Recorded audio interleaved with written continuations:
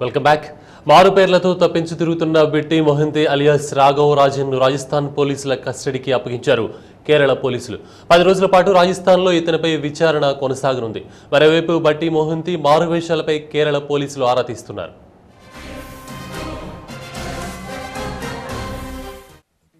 ఈ నెల 8న కేరళ పోలీసులు అరెస్ట్ చేసిన రాఘవరాజన్ అనే వ్యక్తిని రాజస్థాన్ పోలీసులు తమ అదుపులోకి తీసుకున్నారు. 10 రోజుల పాటు ఇతన్ని తమ కస్టడీలో ఉంచుకుని కేసుని ఇన్వెస్టిగేషన్ చేయనున్నారు. బిట్టీగా అనుమానిస్తున్న రాఘవరాజన్తో పాటు కేరళ పోలీస్ టీం కూడా రాజస్థాన్ వెళుతోంది. మరో 2 టీంలు ఆంధ్రప్రదేశ్, ఒడిశాలో బిట్టి మారువేషాలపై ఆరా తీసేందుకు బయలుదేరాయి. పుట్టపర్తితో బిట్టీకి ఉన్న లింకులపై పోలీసులు కూపీలాగనున్నారు.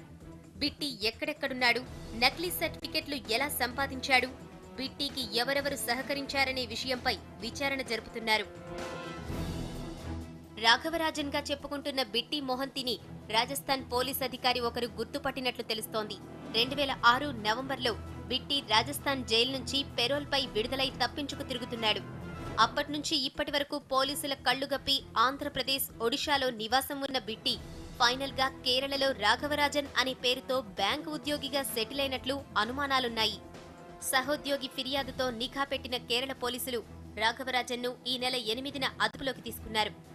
మోస్ట్ వాంటెడ్ రేపిస్ట్ గా ఉన్న బిట్టి అలియాస్ రాఘవరాజన్ పై మోసం, ఫోర్జరీ, ఇంపర్సనేషన్ అభియోగాలు మోపుతూ కొత్తగా కేసులు నమోదు చేశారు కేరళ పోలీసులు.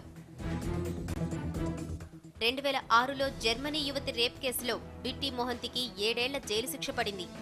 తల్లి ఆరోగ్యం బాగోలేదంటూ పెరోల్పై విడుదలైన బిట్టి ఆ తర్వాత ఆచూకీ దొరకకుండా పోయాడు. 3 ఏళ్ల పాటు బిట్టి ఆంధ్రప్రదేశ్లో తలదాచుకున్నట్టు కేరళ పోలీసులు అనుమానిస్తున్నారు. బిట్టి విషయంపై ఆయన తండ్రి, మాజీ డీజీపీ అధికారి బీబీ మొహంతిని కూడా విచారించనున్నారు. అరెస్ట్ అయిన తర్వాత కేరళ పోలీసుల దగ్గర తనే బిట్టినంటూ ఒప్పుకున్న రాఘవరాజన్ ఆ తర్వాత ప్లేటు మార్చాడు. దీంతో పోలీసులు కూడా రాఘవరాజనే బిట్టి అనే ఆధారాలు సేకరించే పనిలో పడ్డారు. ప్రాథమికంగా ఓ నిర్ధారణకు వచ్చినా ఆధారాలతో సహా మోసగాడి గుట్టు బయటపెట్టేందుకు విచారణ కొనసాగుతోంది. సివిల్స్ ప్రధాన పరీక్షలో యూపీఎస్సీ తెచ్చిన సంస్కరణలు వివాదాస్పదమవుతున్నాయి. తెలుగు విద్యార్థులు తీవ్రంగా నష్టపోతారని మేధావులు, విద్యార్థులు వ్యతిరేకిస్తున్నారు. మరోవైపు యూపీఎస్సీ సంస్కరణల్లో మార్పు కోసం జాతీయ స్థాయిలో ఉద్యమించడానికి డీవైఎఫ్ఐ సిద్ధమవుతోంది. సివిల్ సర్వీసెస్ మెయిన్స్ పరీక్షల్లో యూపీఎస్సీ సంస్కరణలు ప్రకటిస్తూ జారీ చేసిన నోటిఫికేషన్ మన రాష్ట్రంలో దుమారం రేపుతోంది. యూపీఎస్సీ సంస్కరణలు ప్రాంతీయ భాషల వారికి గొడ్డలి పెట్టుగా మారాయని విద్యార్థులు, మేధావులు ఆగ్రహం వ్యక్తం చేస్తున్నారు. సివిల్స్ మెయిన్స్ పరీక్షను తెలుగు మాధ్యమంలో రాయాలంటే డిగ్రీ తెలుగు మీడియంలోనే చదివి ఉండాలనడం, తెలుగు లిటరేచర్ను ఆప్షనల్గా తీసుకోవాలంటే డిగ్రీలో తెలుగు లిటరేచర్ చదివి ఉండాలని కండిషన్ పెట్టడం విద్యార్థులకు తీవ్ర నష్టమని పలువురు మేధావులు అభిప్రాయపడ్డారు. హైదరాబాద్ సుందరయ్య విజ్ఞాన కేంద్రంలో ఇదే అంశంపై డీవైఎఫ్ఐ ఏర్పాటు చేసిన సమావేశంలో మాట్లాడిన పలువురు మేధావులు యూపీఎస్సీ సంస్కరణల్ని తీవ్రంగా వ్యతిరేకించారు. తెలుగులో మెయిన్స్ రాయాలనుకునే వారి సంఖ్య 25 ఉంటేనే తెలుగు ప్రశ్నాపత్రం తయారు చేస్తామని యూపీఎస్సీ ప్రకటించడం విద్యార్థులకు తీవ్ర నష్టమని ఆగ్రహం వ్యక్తం చేశారు. ఒక పెను మార్పులు తెచ్చేటప్పుడు చర్చించి నిర్ణయాలు తీసుకోవాలి. అలాంటి చర్చ లేకుండా నిర్ణయం తీసుకున్నారు, సమస్యలు సృష్టించారు. ఇది సంస్కరణల పేరుతో నిర్ణయాలు తీసుకుంటారు. ఏం సంస్కరణలు అంటే చాలామంది అనుకుంటారు ఏదో సివిల్ సర్వీసు, ఐఏఎస్ పెద్ద గొప్ప పరీక్షగా ఉండాలి అని అనుకుంటారు. కానీ ఇక్కడ ఏంటంటే ఈ పరీక్ష ఏ ప్రతిభను పరీక్షించాలి, పాలనా ప్రతిభను పరీక్షించాలి. కానీ పాలనా ప్రతిభను పరీక్షిస్తున్నారా? ఇక్కడ ముఖ్యంగా పాండిత్య ప్రతిభను మాత్రమే పరీక్షిస్తున్నారు. ప్రధానంగా 2 అంశాల్లో చాలా నష్టదాయకం. ఒకటేమో ప్రాంతీయ భాషల విషయంలో, 2 పౌరులకు ఉన్న కనీస హక్కుల విషయంలో. భారత రాజ్యాంగం ఆర్టికల్ 14 ఏం చెప్తుందంటే చట్టం ముందు అందరూ సమానులే అని. చట్టం ముందు అందరూ సమానులే అనే దానికి ఉన్న ప్రాథమికమైన అంశం ఏమిటంటే ఒక వ్యక్తి తన భాష, మతము, సంస్కృతి లాంటి వాటి విషయాల్లో స్వేచ్ఛకు భంగం కలగకూడదు అని. ఇవాళ ఒక అభ్యర్థి ఏ మీడియంలో రాయాలి, ఉదాహరణ నేను తెలుగు మీడియంలో రాయాలని అనుకున్నట్లయితే నేను ఐఏఎస్ ఎగ్జామినేషన్ తెలుగు మీడియంలో రాయడానికి కావలసిన హక్కుని యూపీఎస్సీ ఇవాళ కాలు రాస్తోంది. సివిల్ సర్వీస్ పరీక్షలకు సిద్ధమవుతున్న అభ్యర్థులకు సరైన సమయం ఇవ్వకుండా యూపీఎస్సీ ఉన్నపళంగా తెచ్చిన సంస్కరణల్ని వెంటనే రద్దు చేయాలని రౌండ్ టేబుల్ సమావేశం నిర్ణయించింది. అనుకోకుండా అమల్లోకి వచ్చిన యూపీఎస్సీ సంస్కరణల వల్ల విద్యార్థులు తీవ్రంగా నష్టపోతారని అభిప్రాయపడ్డారు. విద్యార్థులపై సిలబస్ భారం పెరగడంతో పాటు సివిల్స్ కు చివరి అవకాశం ఉన్న వారికి తీవ్ర నష్టం వాటిల్లుతుందని తెలిపారు. యూపీఎస్సీ సంస్కరణల వల్ల తెలుగు విద్యార్థులు తీవ్రంగా నష్టపోతారని తెలిపారు. ఇది జీవితాలకు సంబంధించిన విషయం, ఇది ఉపాధికి సంబంధించిన విషయం, ఇది ఉన్నత ఉద్యోగాలకు సంబంధించిన విషయం. దీనిపైన ఎలాంటి నిర్ణయమైనా ఉన్న ఫలంగా తీసుకోవడం అనేది మంచిది కాదు. దీనిపై డిబేట్ జరగాల్సిన అవసరం ఉంది, చర్చ జరగాల్సిన అవసరం ఉంది. అభిప్రాయాలు నిగ్గుదేలిన తర్వాత నిర్ణయాలు తీసుకోవాల్సిన అవసరం ఉందని ఉస్మానియా విశ్వవిద్యాలయం తెలుగు శాఖ పక్షాన, అభ్యుదయ రచయితల సంఘం పక్షాన నేను విజ్ఞప్తి చేస్తున్నాను. విద్యార్థులకు నష్టం కలిగించేలా ఉన్న యూపీఎస్సీ సంస్కరణల్లో మార్పు కోసం రాష్ట్ర ప్రభుత్వం కూడా కృషి చేయాలని విద్యార్థులు, మేధావులు అభిప్రాయపడుతున్నారు. ఇప్పటికే తెలుగు భాషా ఉద్యమ సమాఖ్య హైకోర్టును కూడా ఆశ్రయించింది. యూపీఎస్సీ సంస్కరణల్ని వ్యతిరేకిస్తూ జాతీయ స్థాయిలో ఉద్యమిస్తామంటూ డివైఎఫ్ఐ హెచ్చరిస్తోంది.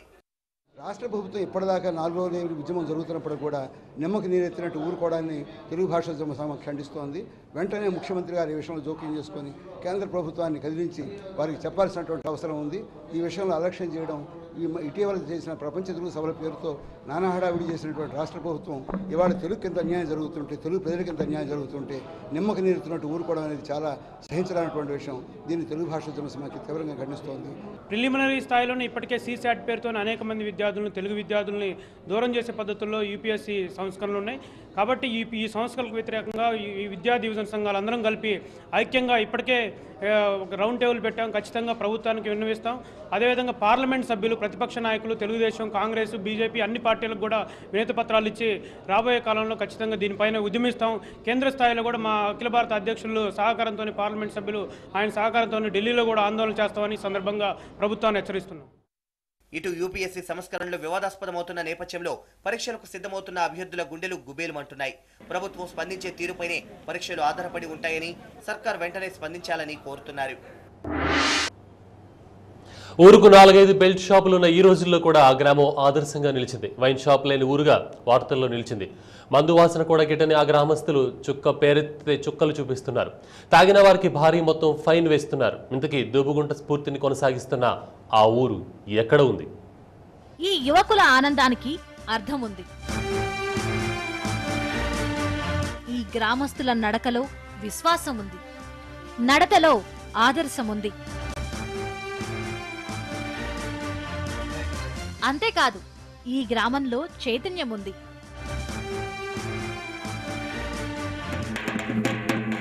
అవును, ఓ చైతన్యం ఊరినంతటినీ మేల్కొలిపింది. గ్రామం నుంచి మద్యం రక్కసిని తరిమి కొట్టింది.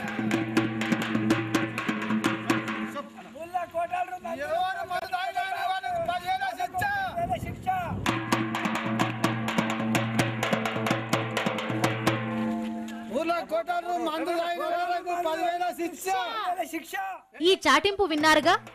గ్రామంలో ఎవరైనా మందు తాగితే 10,000 రూపాయల జరిమానా తప్పదు.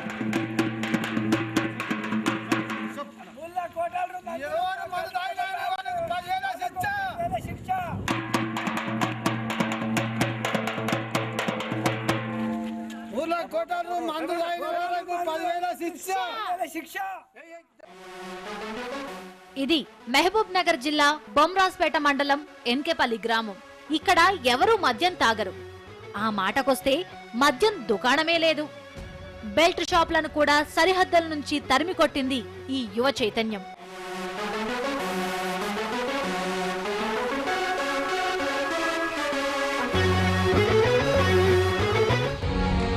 ఇది చాలా ఆశ్చర్యకరమైన విషయం. ఒక గ్రామమంతా మద్యానికి వ్యతిరేకంగా కలిసి రావడం, ఏకతాటిపై నిలవడం అభినందనీయం. ఇంతవరకు సినిమాల్లోనే ఇటువంటి దృశ్యాలు చూశాం.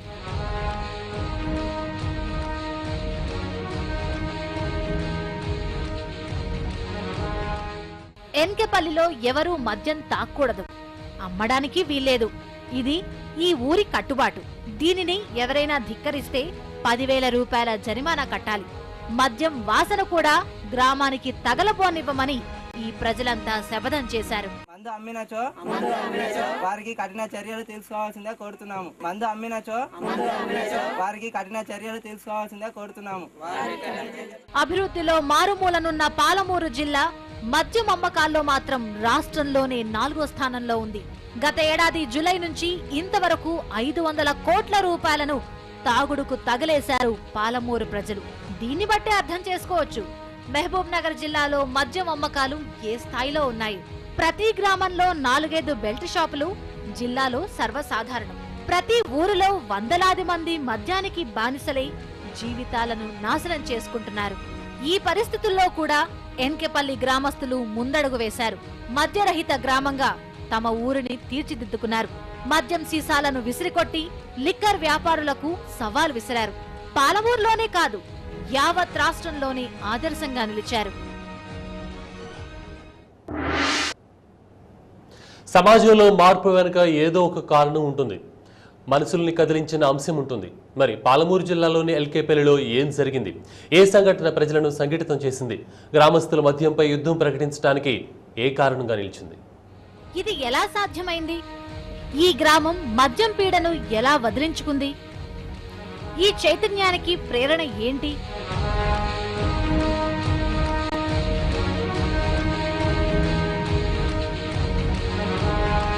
ఉంది. ఈ మార్పు వెనక ఓ కథ ఉంది. గ్రామస్తులంతా మద్యంపై తిరుగుబాటు చేయడం వెనక కారణం ఉంది.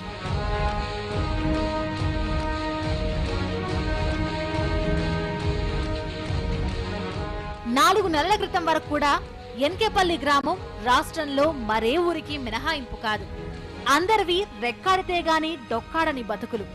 తినడానికి తిండి లేకపోయినా సాయంత్రమైతే చుక్క పడాల్సిందే. సంపాదించిందంతా బెల్ట్ షాపులకే తగలేసేవాళ్లు. తాగిన మత్తులో గొడవలు పడేవారు. భార్య పిల్లలను చితకబాదేవారు.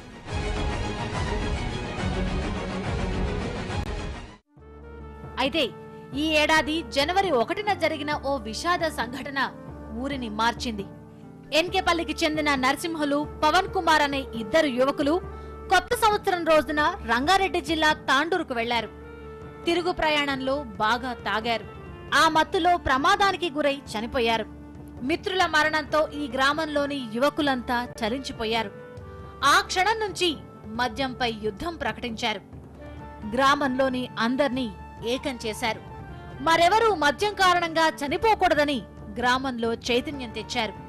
పెద్దలకు నచ్చజెప్పి ఊళ్ళో ఇకెవరూ మద్యం తాగకూడదని, అమ్మకూడదని చాటింపు వేయించారు.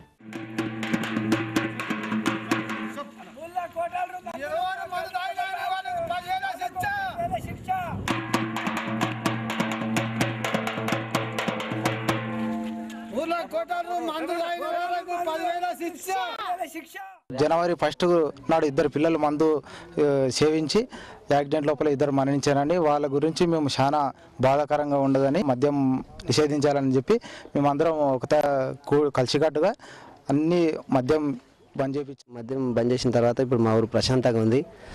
మా ఊర్లో ఫస్ట్ రోజు ఇద్దరు యువకులు చనిపోయిన తర్వాత ఈ నిర్ణయం తీసుకున్నాం. ఇప్పుడైతే ఊరు ప్రశాంతంగా ఉంది సార్. ఇద్దరు యువకుల మరణం ఊరిని కన్నీరు పెట్టించింది, కదిలించింది. మద్యం మత్తు నుంచి మేల్కొల్పింది. వారికి మహిళలు అండగా నిలిచారు. మద్యం అమ్మకాలపై నిషేధం విధించారు. బెల్ట్ షాపుల బెండు తీశారు. ఎక్కువ కోటర్లు బీర్లు తాగడం వల్ల, ఎక్కువ చిన్న వయసు పిల్లలే చనిపోవడం వల్ల అందరూ గ్రామంలో చిన్న పెద్ద అనొక తేడా లేకుండా అందరూ కూర్చొని కలిసి గట్టిగా మాట్లాడుకొని అందరం కలిసి ఆ దుకాణాలు బంద్ చేసాం. దుకాణాలు కూడా మాతో పాటు వచ్చి మాట్లాడుకొని ఏకగ్రీవంగా ఉండి ఇప్పుడు దుకాణాలు ఏ దుకాణంలో కూడా అమ్మడం లేదు. ఇప్పుడు సాయంత్రం కాగానే భర్తలు ఇళ్లకు వస్తున్నారు. మందుకు డబ్బులు తగలేయకుండా సంపాదించిన సొమ్ము భార్యల చేతుల్లో పెడుతున్నారు. మద్యానికి వ్యతిరేకంగా గ్రామంలో వెలువరిసిన ఈ చైతన్యం మహిళల ముఖాలపై ఆనందం తెచ్చింది. ఈ పిల్లల భవిష్యత్తుకు భరోసా ఇస్తోంది. ఎన్కేపల్లి గ్రామం ఇప్పుడు పాలమూరు జిల్లాలోని ఆదర్శ గ్రామంగా నిలిచింది. మద్యం వాసన కూడా సోకని ఊరుగా రాష్ట్రానికే స్ఫూర్తినిస్తోంది.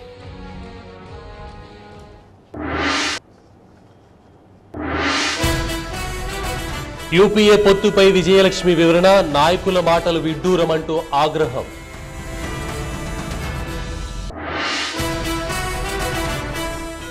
రాజుకుంటున్న అవిశ్వాసం రగడ, కేసీఆర్ది స్వార్థమన్న పొంగులేటి.